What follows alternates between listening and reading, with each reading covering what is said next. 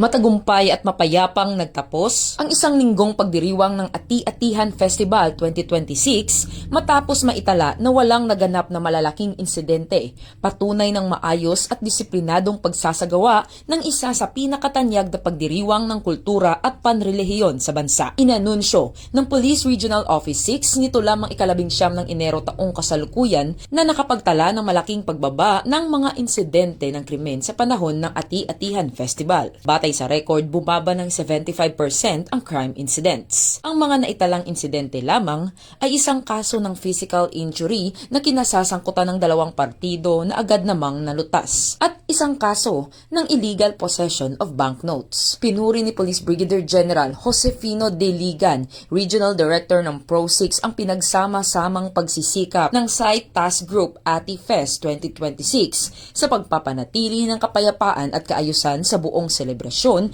na dinaluhan ng libo-libong deboto at turista. Kinilala rin niya ang mahahalagang suporta ng mga lokal na pamahalaan, force multipliers, mga voluntaryo at mga mamamayan na mahigpit na sumusunod sa ipinapatupad na security protocols na malaking ambag sa maayos na daloy ng pagdiriwang. Nasa 3,318 security personnel mula sa hanay ng kapulisan, iba't ibang ahensya ng pamahalaan at force multipliers ang itinalaga sa mga pangunahing lugar upang tiyakin ang kaligtasan at seguridad ng publiko. Sa kabuuan, muling pinatunayan ng Philippine National Police ang kanilang husay, dedikasyon at malasakit sa sambayanan sa matagumpay na pagpapanatili ng kapayapaan at kaayusan sa Ati-Atihan Festival 2026. Mula rito sa Police Regional Office 6, ako ang inyong PNN Correspondent Patrolwoman Justin May Halyores, alagad ng batas, tagataguyod ng Balitang Pulis.